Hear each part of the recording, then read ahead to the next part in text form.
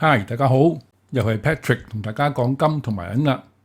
仲有差唔多3個禮拜咧，2025年將會結束。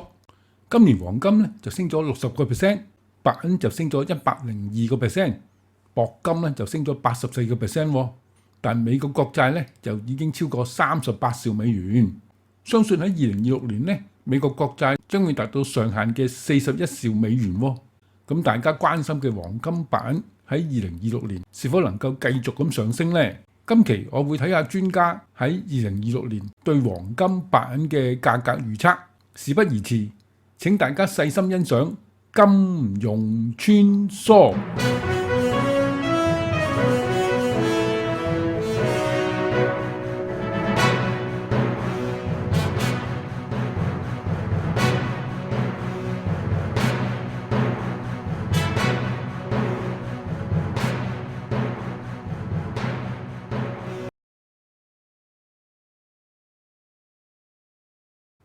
星期三公佈俗稱小飛龍嘅私人企業就業職位報告，喺11月咧出乎意料減少32,000個。分析師原預期咧可增加1萬個嘅，最新數據逆轉咗10月上修訂至47,000個嘅升勢。製造業、專業商務服務、資訊業、建築業同埋金融業嘅就業職位咧有所減少，招聘情況尤其疲弱。美國就業人數意外大減。備受關注嘅鮑威爾喺史丹佛大學演講中拒絕評論當前嘅經濟狀況同埋貨幣政策，但 FedWatch 工具顯示下個禮拜聯儲局減息嘅概率咧為87.2%。美國3大指數略為走高，截至12月6號各項指數嘅印記，道指報47,954點，標指報6,870點，納指報23,578點。黃金報4,199美元，白銀報58.35美元，鉑金報1,651美元，美匯指數報99.01。上期有網友問白銀會唔會跌翻落50美元？根據道明證券對2026年嘅預測，黃金價格將升至4,400美元，白銀價格將先升後跌，並會跌至40美元左右。但道明證券分析師將鉑金同埋巴金選為2026年最睇好嘅大宗商品，鉑金會升至2,000美元，巴金咧就升至1,800美元。但我對道明證券嘅分析咧只有部分同意啫，究竟係點解呢？外媒報道，英倫銀行禮拜二表示，如果 AI 相關股票出現修正咧，將會被波及更廣泛嘅債務市場，並指出，喺一啲依靠債務嚟支持嘅投資公司嘅信用違約掉期嘅 CDS 中咧，已經出現早期警示嘅信號啦。目前 AI 技術嘅投資主要由超大規模嘅雲端服務供應商持有現金嘅推動，但英倫銀行指未來5年預期約有5萬億美元嘅 AI 開支中，約有一半將透過外部融資，主要以債務嚟完成嘅。英倫銀行喺半年度嘅金融穩定報告中指出，如果股票估值大幅下跌咧，可能衝擊家庭嘅財富，進而影響消費開支。咁樣咧，亦都將導致大量投資 AI 嘅基礎設施嘅企業貸款出現損失，並推高企業整體嘅借貸成本，極有可能咧引致經濟衰退。摩通發表明年經濟展望，只喺一般情況之下咧，企業嘅擴張同埋招聘需求咧，應該係互相關聯嘅。但2025年資本開支嘅狂潮，導致開支同埋呢個招聘徹底割裂。科技公司投入上百億嘅巨額資本開支，對提振就業市場嘅作用咧，卻微乎其微，幾乎係失效添。呢項數據分析直接挑戰部分商業領袖嘅主張 ，AI 最終會創造新職位嘅說法。摩通數據顯示，勞動力市場疲弱嘅跡象咧，令人擔憂。美國嘅就業增速咧已經下滑至年化0.6%。報告指歷史經驗顯示，每當就業增速下跌到呢個水平咧，經濟衰退就會緊隨而嚟㗎啦，無一幸免添。分析師坦言，佢哋所追蹤到嘅係就業嘅增長停滯嘅階段。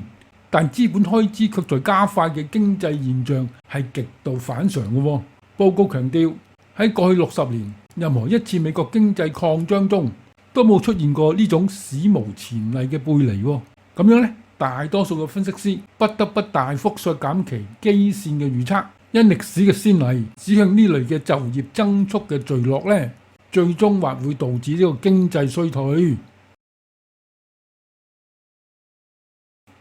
過去20年呢，丹麥聖保銀行每年呢都發布對未來1年嘅經濟預測喎。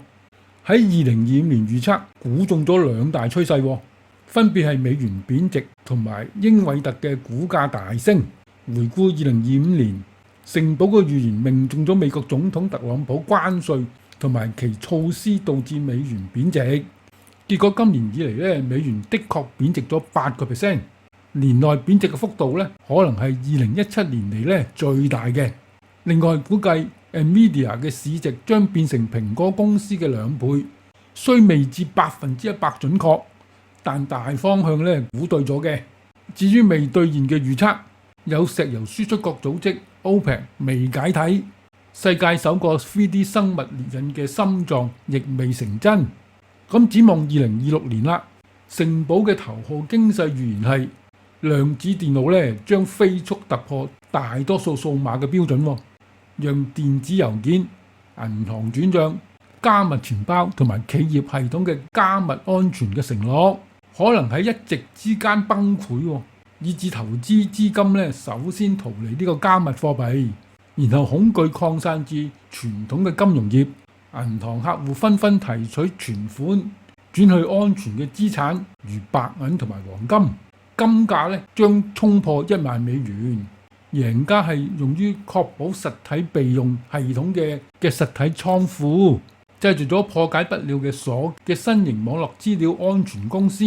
以及確有強大現金分配嘅系統嘅舊式銀行。而輸家即係嗰啲公共加密啊、安全性薄弱嘅行業同網際網絡連結嘅加密錢包。聖保仲預言 AI 發展咧將出現呢個差錯嘅，企業經過自動化隱藏嘅成本比預期高昂，一系列系統嘅故障觸發全面嘅危機，要耗費上萬億元嘅清理留下嚟嘅爛攤子，導致負責系統修復、確保安全無誤、將程式編碼化繁為簡嘅公司股價咧大漲，而估值超高嘅自動化 AI 平台咧將出現巨大嘅損失。如果你睇到呢度，你仲未訂閱嘅話咧，請你訂閱，按下個鐘仔，呢個代表咧你俾我支持喎。請俾我點讚同埋分享呢條片俾你嘅朋友，咁樣可以令到更多嘅人咧睇到我嘅片。多謝大家支持。有好多報道話白銀剛形成呢個雙頂，銀價即將大幅回調嘅。大家記唔記得上期咧我對呢種分析提出咗不同嘅睇法啦？之後由於價格飆升至歷史新高，雙頂形態睇跌嘅支持者咧都被逼尋求呢個平倉。下圖係一張非常健康嘅圖表，價格似乎準備喺年底前咧進一步走高。2025年咁樣有啲咩因素係推高呢個價格呢？以下因素都可能係導致價格上升嘅。第一，聯邦公開市場委員會下週會議將下調呢個聯邦基金利率。第二，喺議息後咧，鮑威爾可能發表一啲關於貨幣政策嘅言論。第三，呢個月稍後公佈嘅經濟同埋就業數據不佳。第五，追逐動量嘅演算法導致買入白銀期貨。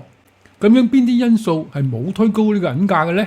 第一，COMEX 嘅交收需求咧創歷史新高。第二，未平倉合約同12月滾動至3月。市場謠傳咧大規模交割請求咧幾乎導致 COMEX 癱瘓，並迫使 CME 喺上個禮拜4晚暫停交收。呢種咧係完全無稽之談，而且證實只係謠傳。12月25號嘅交割月份咧並不比9月更繁忙，一切咧係照常進行嘅。簡單而言，目前12月25日合約同埋3月26日未平倉合約數量咧係冇乜嘢異常嘅，只係白銀嘅價格咧正經歷一波驚人上漲嘅行程，仿效咗黃金嘅走勢。黃金價格喺2024年3月亦都曾經突破歷史嘅新高，此後價格咧就翻咗一番。未來幾個月白銀價格將翻倍至95至100美元。呢個主要係得益於強勁嘅實物需求，不斷減少嘅實物供應。但就目前而言，持有實體白銀嘅基本邏輯先至係最重要嘅。白銀正經歷一場根本性嘅轉變，從僅僅一種工業金屬轉變為一種更為重要嘅物質。因為各國央行開始購買白銀，呢個可能會引發滾雪球嘅效應，導致白銀價格呈拋物線式上升。下邊就列出各國對白銀嘅改變。第一，喺2025年至2027年聯邦預算，俄羅斯撥款5.35億美元用於採購貴金屬。呢個係呢輪貴金屬牛市以嚟首次有央行宣布購買白銀用於國家嘅儲備。第二，沙地阿拉伯央行首次向白銀 ETF 購買4000萬美元。但我認為如果一家中央銀行想要讓白銀重新呢個貨幣化，佢會購買實體嘅白銀嘅，而唔係白銀嘅 ETF。第三，印度儲備銀行更新咗規則，首次將白銀貸款納入正式嘅監管。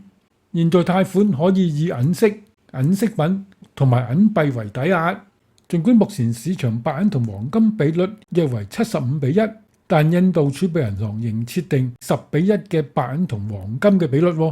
第四，中國控制白銀出口啦，透過新一套嘅2026年規定，該規則要求出口許可證並實施配額制度。呢啲由商務部公佈嘅規定，表面上係為咗保護資源同埋環境，但實際上係為咗加強國家對戰略物資嘅控制。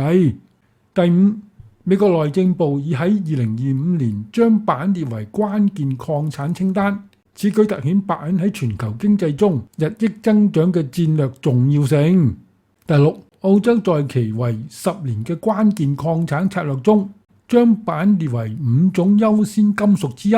咁隨住各國競相確保白銀日益重要嘅戰略金屬嘅供應，白銀市場正經歷着深刻嘅變革。白銀曾經主要被視為一種具有貨幣傳統嘅工業商品，如今已演變為一種關鍵國家安全嘅資源。由於上述各國對白銀嘅改變，我唔知道即使白銀價格升到200美元，能否滿足市場嘅需求。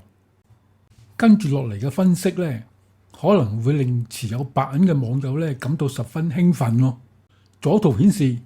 白銀嘅關鍵阻力位喺50美元附近。過去10年該阻力位一直限制咗白銀價格上漲。最近確定咗白銀已經突破咗該阻力位，隨後更開啟預期中嘅長期大幅上漲嘅行情。分析指出，白銀價格圖表從1980年到今持續咗45年嘅大型杯柄形態，呢啲數字嘅系列係非常體升同埋長期預測嘅一部分。杯柄係技術分析中著名體升嘅圖表形態，佢顯示突破後可能出現顯著嘅上漲動力。根據技術分析原理，潛在價格目標或稱為衡量波動嘅幅度。估算方法係將杯狀形態嘅深度加到突破點上。鑑於呢種持續數十年嘅形態規模龐大，一啲分析師計算出潛在波動幅度異常之大，因此目標價格可能達到3位數字甚至更高，例如300美元、500美元，甚至673美元。總而言之，673美元係一個雄心勃勃嘅長期技術預測。它基於一個非常大嘅圖表形態嘅最大潛力，但大家只能作參考咋。呢個唔係我近期嘅共識或近期價格嘅預測。展望2026年，世界黃金協會認為前景仍由呢個持續地緣經濟不確定性所主導。目前金價大致反映市場對宏觀經濟嘅共識預期。如果呢啲條件保持不變黃金可能繼續維持區間性嘅波動。但該機構也認為，結合今年經驗所睇2026年好可能再度出現意外嘅。如果經濟增長放緩，利率進一步下行，黃金可能獲得溫和嘅升幅。若全球風險顯著上升，經濟陷入更深嘅衰退，黃金可能迎來強勁嘅表現。相反，如果特朗普政府嘅政策成功，經濟加速增長，地緣風險下降，聯儲局被迫延後或逆轉降息嘅路徑，美元走強，黃金將承壓下行。截至11月底，黃金不僅創下超過50次歷史嘅新高，漲幅也突破60%，成為2025年表現最強嘅資產之一。呢輪歷史性嘅上漲，勢將有望成為黃金自1971年以嚟第4強嘅連動表現。背後動力嚟自多個層面。世界黃金協會指出，喺宏觀背景中有2個因素特別突出嘅。第一，異常強烈嘅地緣政治同地緣經濟嘅壓力；第二，美元普遍走弱同埋利率小幅下行，喺債券回報乏力、股市泡沫擔憂升溫嘅背景下，投資者加速尋求資產分散化。世界黃金協會繼續分析稱，目前金價大體反映宏觀嘅共識，包括全球 GDP 增長率維持喺2.7至2.8%，聯儲局再降息約75個基點，核心通脹下降40至60個基點，美元小幅走強，收益率整體持平。但歷史話俾我哋聽，宏觀經濟好少會嚴格遵循市場預期嘅路徑嘅，因此世界黃金協會認為有必要分析推動黃金上漲或下跌嘅3類情況。上圖顯示惡性循環呢種情景對黃金影響方向明顯偏多嘅。喺呢種情況下，殖利率大幅下跌，地緣壓力飆升，同埋避險需求強烈咁釋放，將為黃金提供極強勁嘅順風，推動金價大幅上行。黃金喺2026年可能從目前水準上漲15至30%，即黃金價將升至4800至5500美元。跟住淺度滑落，呢種情景對黃金影響方向偏多，更低嘅利率、走弱嘅美元以及更強嘅避險情緒疊加，將為黃金提供持續嘅支撐。根據經濟放緩嘅程度以及降息嘅速度同埋幅度，黃金喺2026年可能從目前嘅水平上漲5至15%，即黃金價將升至4400至4800美元。最後通脹回歸啦，呢種情景對黃金影響方向偏差嘅，收益率走高，美元走強以及風險偏好回升，將對黃金構成明顯嘅壓力，促使投資者撤出黃金部位。隨着對沖部位解除，零售需求減弱，黃金可能從目前嘅水平回調5至20%，即黃金價將跌至4000至3700美元。總體嚟講，世界黃金協會認為2026年黃金前景正面臨不確定嘅經濟環境所塑造，同呢個2025年一樣，新嘅一年金融市場可能繼續經歷顯著嘅波動。今期分析白銀喺2026年不同嘅情況下白銀或會升至100美元、200美元、300美元，甚至更高。黃金協會亦預測咗喺2026年不同嘅環境下黃金嘅目標價，但呢啲預測未必準確嘅，因為呢啲預測冇考慮到好多基本嘅因素，例如美國經濟急速放緩嘅風險大增啦，股票估值超高，私募信貸市場發垃圾級別嘅金融產品，財政部又要大舉發債以維持財政嘅狀況，信用卡逾期率創15年嘅新高，汽車因斷供而被回收數量接近200萬輛，消費者信心接近歷史嘅低點。近年通脹就越嚟越高，當關稅全面執行時通脹將升至更高嘅。寫字樓空置率急升，而且價格不斷下降，增加銀行借貸嘅風險，企業裁員增加，多國戰爭仍未解決，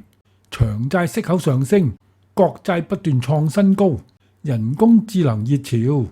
，OpenAI、Oracle、NVIDIA、CoreWeave 同埋 AMD 互相合作，從而形成一種 AI 閉環嘅經濟。呢個天文數字嘅投資，相對不合理嘅回報，股價估值超高，明顯同2000年科網股泡沫爆破之前十分相似嘅。所以 AI 泡沫爆破咧係難以避免嘅。市場估計喺2026年繼續減息多2次，聯邦基金利率區間達到3至3.25厘。我用以上基本因素嘅分析，我對經濟前景並不樂觀。我估計2026年美元繼續貶值嘅，滯脹風險為60%，滯脹會引致股災，股災會引致經濟衰退，經濟衰退又會引致滯脹。以上危機疊加嘅情況之下呢，我相信經濟衰退、股災甚至滯脹，最有可能喺2026年上半年某個時間發生嘅。我預計黃金、白銀將跟隨股市先下跌嘅，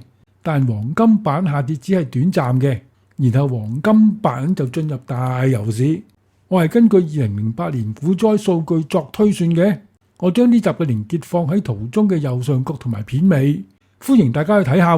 片中我有解釋我係如何推算黃金會升至7663美元，白銀會升至118美元嘅。不過最後都係我嗰句，變幻才是永恆，咁大家就要拭目以待啦。